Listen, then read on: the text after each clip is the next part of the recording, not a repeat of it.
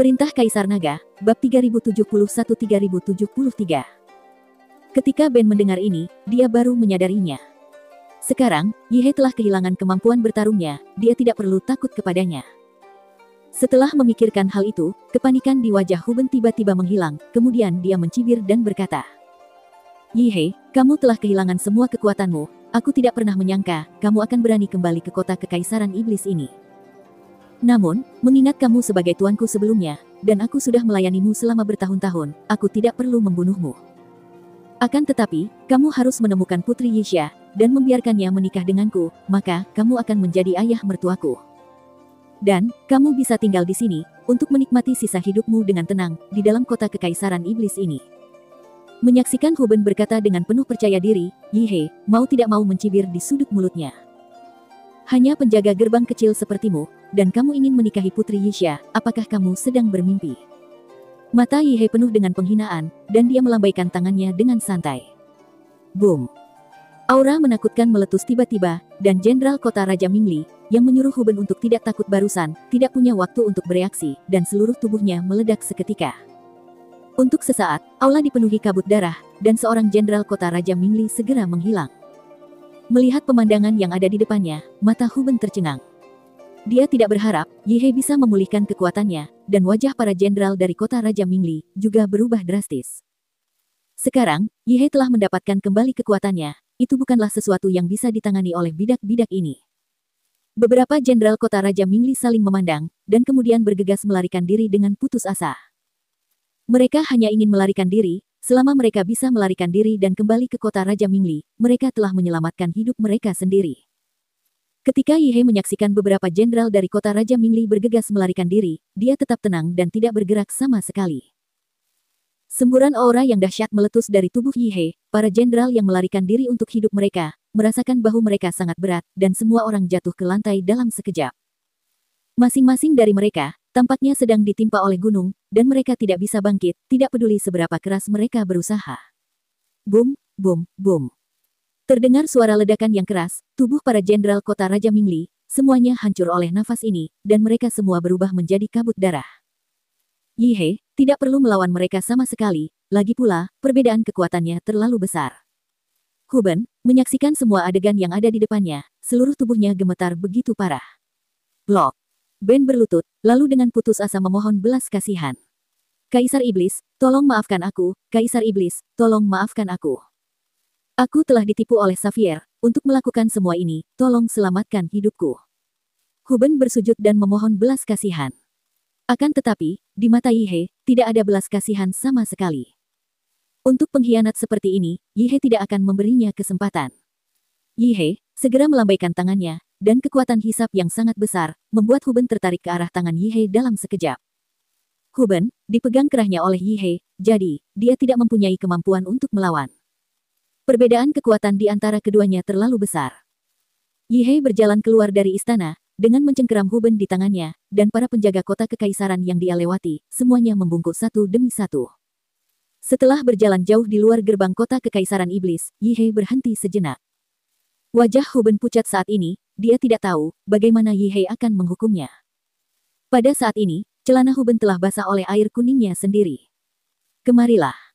Yihe berteriak keras kepada para penjaga gerbang kota. Segera, tim penjaga lapis baja datang, dan berlutut di depan Yihe. "Gantung pengkhianat ini di gerbang kota, aku ingin dia bertahan di gantungan selamanya. Aku ingin menggunakan dia, sebagai contoh dan untuk memperingatkan semua orang bahwa, akhir dari pengkhianatan adalah seperti dia." Yihe melempar Huben ke tanah. Mendengar hukuman yang akan diterimanya, Huben langsung merasa panik. Sekarang, dia hanya ingin mati, dia tidak ingin selamanya digantung di gerbang kota. "Tidak, tidak. Bunuh aku, bunuh saja aku." Huben meraung keras, dia berharap Yihe akan membunuhnya sekarang juga. Hanya saja, Yihe tidak menggubrisnya, melainkan berbalik dan berjalan menuju ke dalam kota kekaisarannya. Huben ingin mengejar, tetapi ditahan oleh tim penjaga, lalu dia diikat dan digantung tinggi di atas gerbang kota.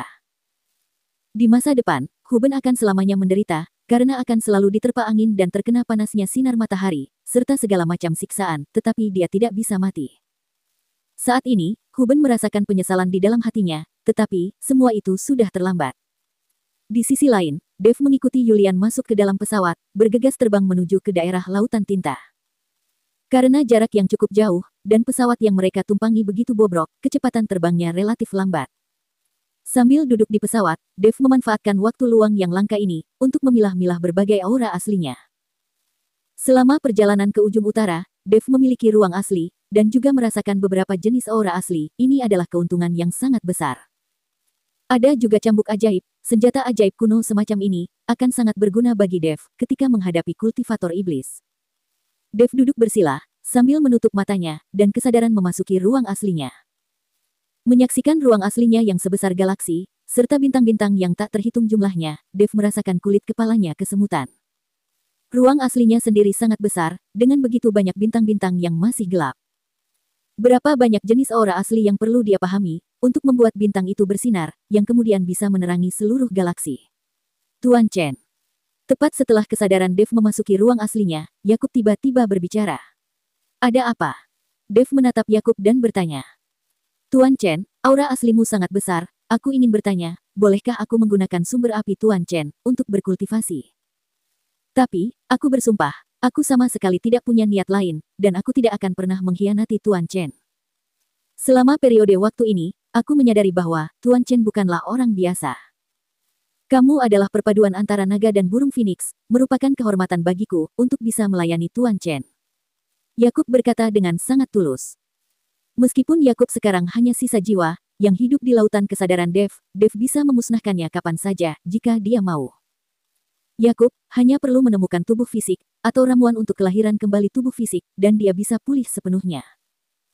Oleh karena itu, Yakub tidak ingin menyia-nyiakan waktu untuk berlatih, terutama karena sumber asli api Dave dapat membantu Yakub dengan cepat meningkatkan kekuatannya. Lagi pula, Yakub juga dari klan iblis api, dan dia sudah sejak lama melatih keterampilan api. Tentu saja, selama kamu mengikutiku dengan patuh, aku akan mencoba menemukan kesempatan untuk memulihkan tubuh fisikmu. Dave langsung setuju. Terima kasih, Tuan Chen, aku akan melewati api dan air untuk mengikuti Tuan Chen, dan aku akan melakukan yang terbaik. Yakub berkata dengan penuh semangat. Setelah cukup lama mengobrol, kemudian Dave dipanggil keluar dari lautan kesadarannya oleh Yulian. Ketika Dave membuka matanya, dia menemukan bahwa, dalam jarak 100 mil di depannya, ada sebuah pusaran kegelapan. Tempat apakah itu? Dave sangat terkejut, kemudian dia bertanya kepada Yulian. Tuan Chen, kita telah tiba di lautan tinta, dan pusaran hitam ini adalah daerah lautan tinta. Jawab Yulian. Wilayah tersebut adalah lautan yang cukup luas, tetapi air lautnya berwarna hitam, dan terus-menerus bergerak mengikuti pusaran. Segera, pesawat perlahan turun dan mendarat di suatu tempat, yang bisa dibilang sebagai kota kecil. Meskipun ada banyak rumah di sini, tetapi semuanya terlihat cukup bobrok. Di alun-alun di tengah kota, beberapa kapal udara besar berhenti, itu adalah kapal udara milik sekte terbang. Karena ada zona larangan terbang di atas lautan tinta, kapal udara ini tidak bisa terbang langsung di atas lautan tinta, pesawat-pesawat itu hanya bisa diparkir di sini.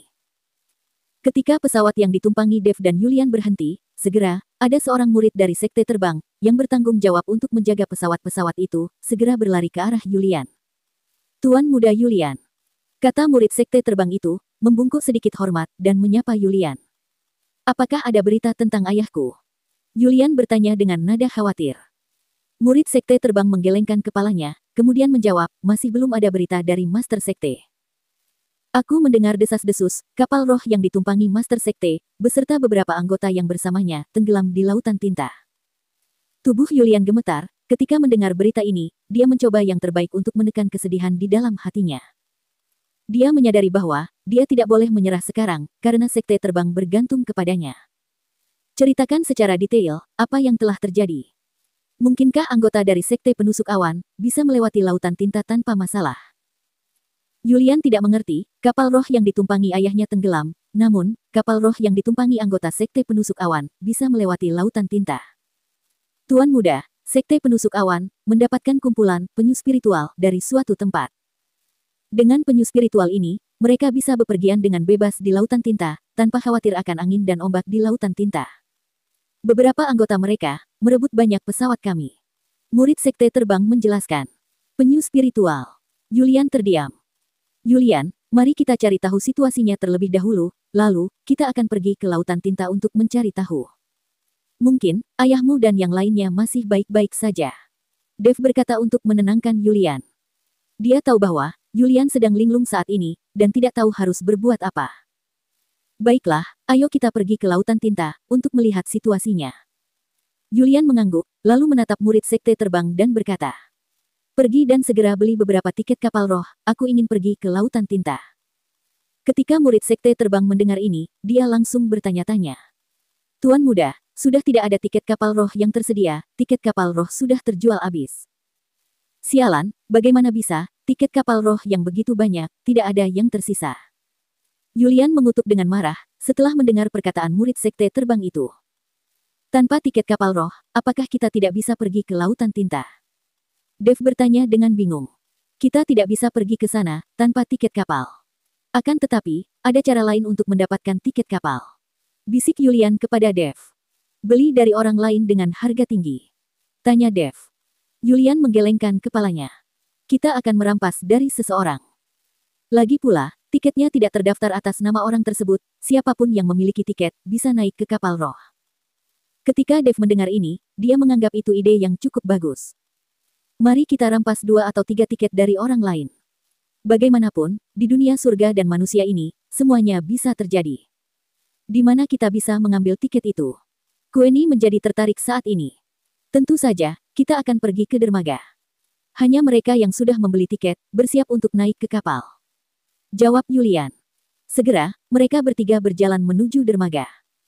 Ketika mereka mendekati dermaga, Dev menemukan bahwa ada beberapa kapal roh yang diparkir di dermaga.